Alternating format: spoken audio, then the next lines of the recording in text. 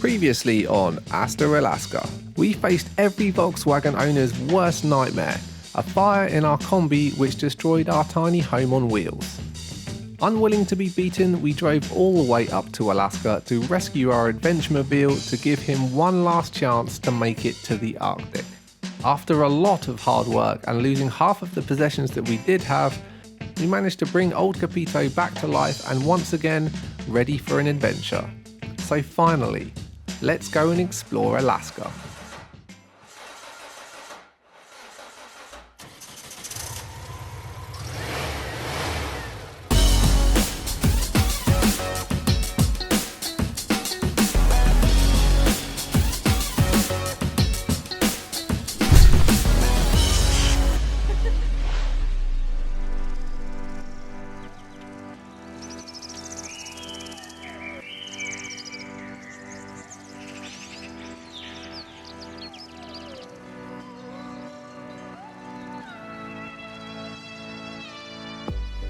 Would you believe it's actually been 10 months since we were last able to road trip in the Kombi? You can probably imagine, but I'll tell you anyway, it was incredible to be back on the road and driving north in Capito.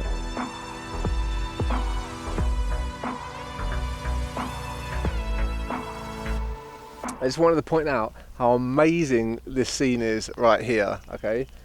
That's Dawson down there. This cloud is creeping in over Dawson. There is pretty much every single colour that there could possibly be in the sky right now. It's over here, there is a huge storm which is just coming through. Down there, it's like green. Up there is blue sky. Over there, the sun is rising. It's 1 o'clock in the morning. The sun hasn't really set, it just went down and kind of got a little bit dark, but like it basically stays sunset into sunrise. It doesn't go away. Getting towards the poles, like everything changes, you know, the weather, the animals, like the animals, freaking mosquitoes. Anyway, it's time for bed, but this is going to be a great place to wake up in the morning. The next morning, we woke up to one of the best views of any home in the Yukon.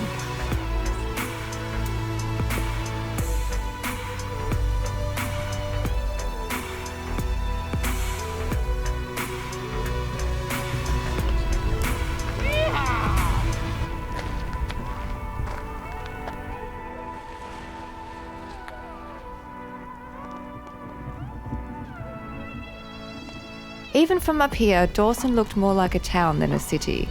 So why was it called Dawson City?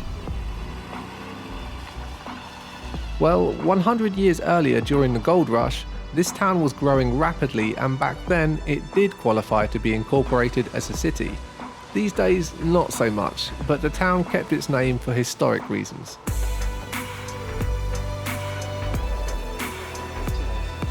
But that isn't the only thing that's strange about Dawson. This town is also home to the infamous sour toe cocktail. Yes, that is a real human toe. There's a dead toe in this drink. The history of the toe dates back to the Prohibition era. In the late 1920s, the Lycan brothers, who were a couple of bootleg booze bandits, ran into some trouble trying to smuggle 180 proof rum into Alaska. To avoid gangrene, one of the Lycans axed off the other Lycan's toe and stored it in a mason jar filled with their infamous liquor. 40-something years later, Captain Dick Stevenson happened upon the jar in Dawson and in 1973 started the Sourdough Cocktail Club. To join the Sourdough Cocktail Club, you will need 1 ounce of hard liquor. We recommend Yukon Jack. 1 severed human toe. And a bucket load of courage. Gross, I don't think I can do it. You can drink it fast. You can drink it slow. But your lips must touch this gnarly toe. Quick is better. Shake it. Shake the glass. There it is. Time's up. Well done. 10. So Ben. No job. And for an optional extra, You're not finished yet. what? Gonna lick it? It really is fine, it's fine. We don't Oh no, I'm not doing that. Well, you want to taste the toe, don't you? Good to the last drop. Toe jam! And cut. No, no. Down it, man. Come on. Nice Don't be and a wussy. salty. There you go. You think that's gross? We found out about something much worse. The guy swallowed, stuck in his throat. He had a beer chaser there. Went down, stood up, was down. At that time, the fine was $500. Put $500 out of your pocket, threw it on the table. Who the heck would swallow a toe? I swallowed the toe, sir. He's a toe swallower. Who would want to swallow somebody else's toe on purpose? Really? Would you want to swallow somebody else's toe on Why purpose? would you not? Why would you not do that? That's a question for you. In charge with theft, destruction of private property, loss of revenue, cannibalism. You know, I draw the line of cannibalism. I made a joke about that for about a week when I lived in Dawson City. And then I was like, well, why draw the line of cannibalism? Hang on, were you planning the toe thing? And yeah, actually for a couple weeks. There's a lot of things you can do with $500. You can help a lot of people. Or you can eat a toe. Or you can eat the toe because nobody did it. So I went there. I ordered a shot of Yukon Jack. Put the toe in there. I had a beer for a chaser. I knew what I was gonna do. I was really nervous because I've won eating contests in Louisiana. Like oyster eating contest, crawfish eating contest. But ever cannibalism? And I could never cannibalism. No, first One time cannibalism. One time. Good to know. And nail first, and shot down, went about halfway down, opened the throat up, and then grabbed the beer, got the rest down. I was like, no. The toe went down. And Terry was really upset about that. Here's your fucking $500. So the owner shows up and is going around the streets trying to find me that night to get me, this is true, to vomit the toe back out and give me my $500 back. You are the man, the myth, the legend, brother. Yeah.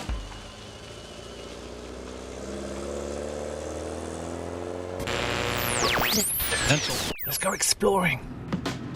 The next day, we somehow still had an appetite and decided to cross the Yukon River and make our push for Alaska. If it was winter, we would be driving across this river as it would be frozen. But as it's summer, we're taking the ferry. Alaska! Woohoo! The only thing that stood between us and Alaska now was the top of the world highway, one of the most remote highways in the Americas. And didn't Capito just know it?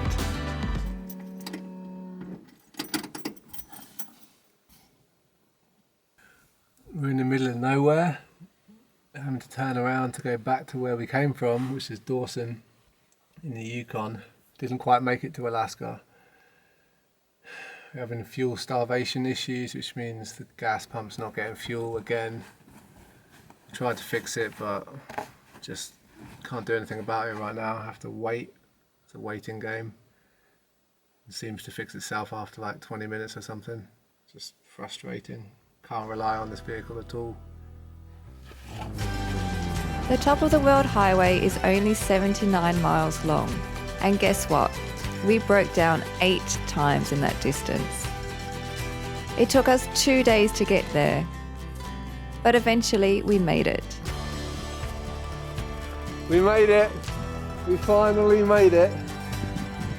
Alaska is that way. We have a lot of exploring to do. And this time, we're ready.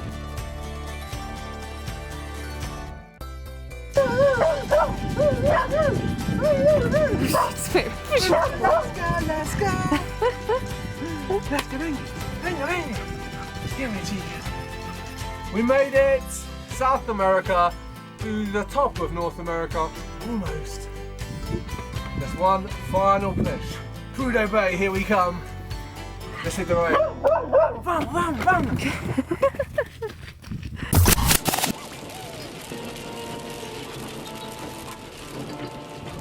Despite Alaska's pathetic excuse for summer weather, we were stoked to be finally driving on Alaskan roads. But then, the adventure was almost all over before it began.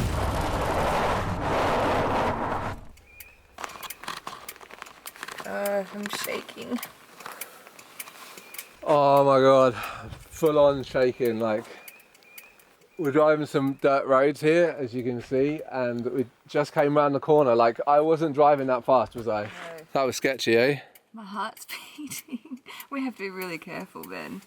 Like, you somehow managed to save us, I don't know how, but fuck, that's crazy. So crazy. It's just like the first hour in Alaska and we nearly died.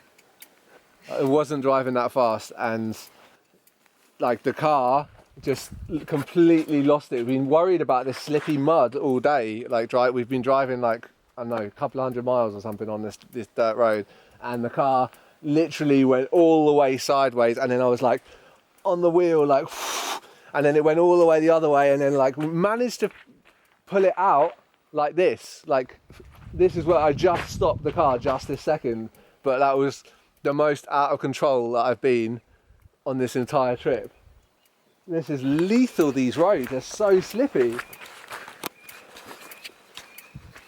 I don't know if you can see that on the camera, but like this is where we kind of span this way and then span that way. That was playing Sega Rally when I was growing up. Maybe a quarter mile back there, there's just a huge drop off right down. I'm like, I don't know, like 800 feet down to a really steep valley. This is dodgy. I think after that, both of us needed a drink.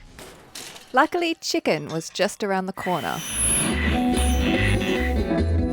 Welcome to Chicken Alaska.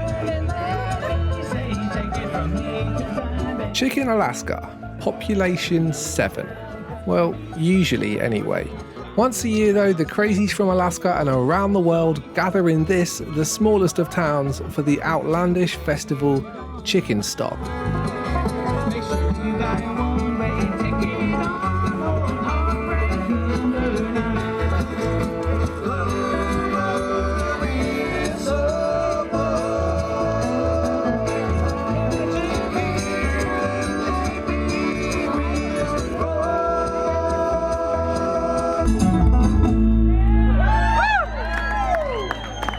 Thank you, folks.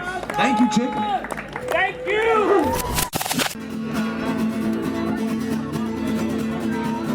Chicken was founded as a gold rush town in 1886 and still serves part-time prospectors looking to pan for the last few bits of gold.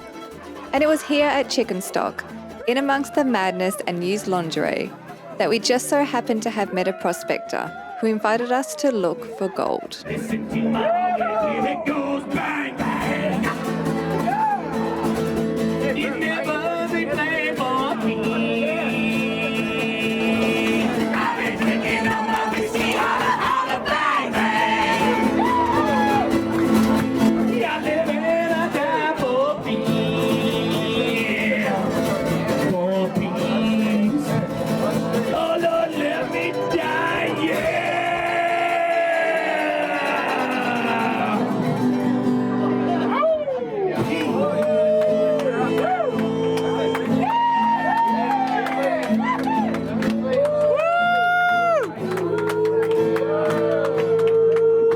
We were pretty stoked on Chicken Stock, and the festival made for a great first night on the road in Alaska.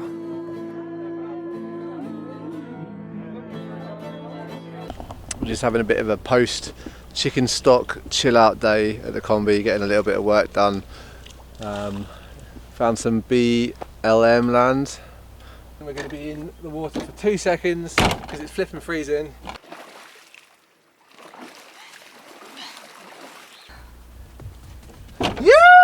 So good to finally be camping next to a river. We've been camping in car parks and just not nice places, but this is beautiful. It's our first one in Alaska. So pretty. We felt like we had the whole place to ourselves. Not one other vehicle came down the road the whole time we were there. But then, this is Alaska, the state that redefines the meaning of the word road. This river is actually the famous 40-mile river, famous because of the gold rush in the late 19th century. Ah yes, about that gold.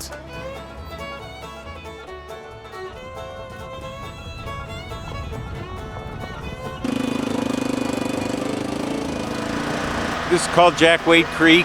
It's in the 40-mile mining district of Alaska. It was the first area in Alaska where gold was discovered. I think the gold rush up here was in 1897, but gold was discovered here in 1895. and thousands of miners came here to look for gold.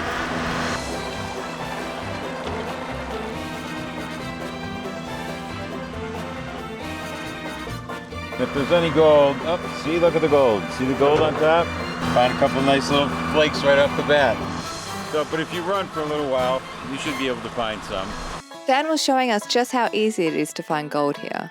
But unfortunately, we had no such luck. These are two that we found yesterday.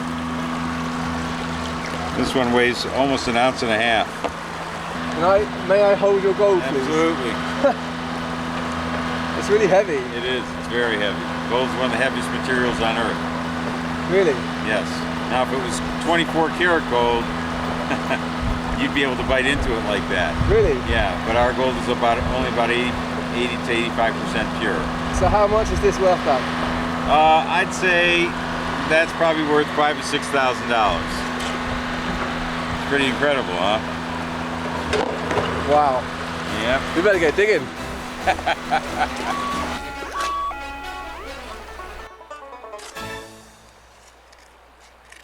The way we do it is that we push up the dirt with a bulldozer.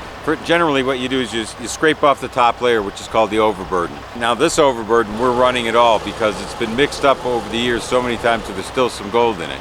But most of the time what you do is you strip off the top layer of overburden, and then you get down to what they call the pay layer, where you're going to start finding gold. And gold, which is very heavy, will continue to sink over the years until it can't go down any farther.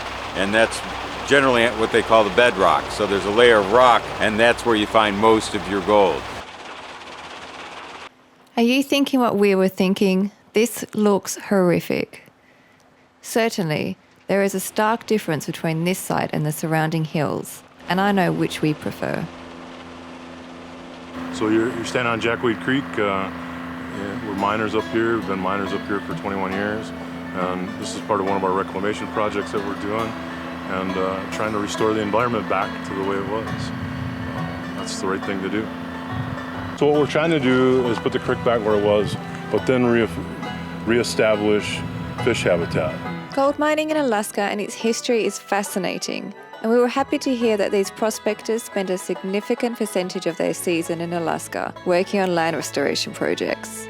We weren't so happy to hear that they also claim to be the only miners in Alaska who do so. Our feeling is if we are going to take so much from our planet, land restoration should be mandatory, not optional. Gold mining had been on our Alaskan bucket list, but at the top of that list was the Arctic Circle. In Kombi life, we never really know how long our luck will last, so we decided to push north towards our last and most challenging road. However, our luck didn't last for very long at all. Why?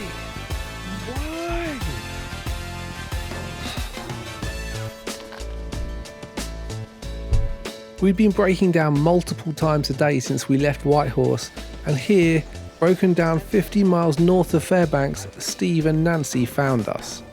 Incredibly, they took a detour from their own VW adventures, drove a 100-mile round trip to purchase a telescopic camera, and returned the next day to help examine our gas tank.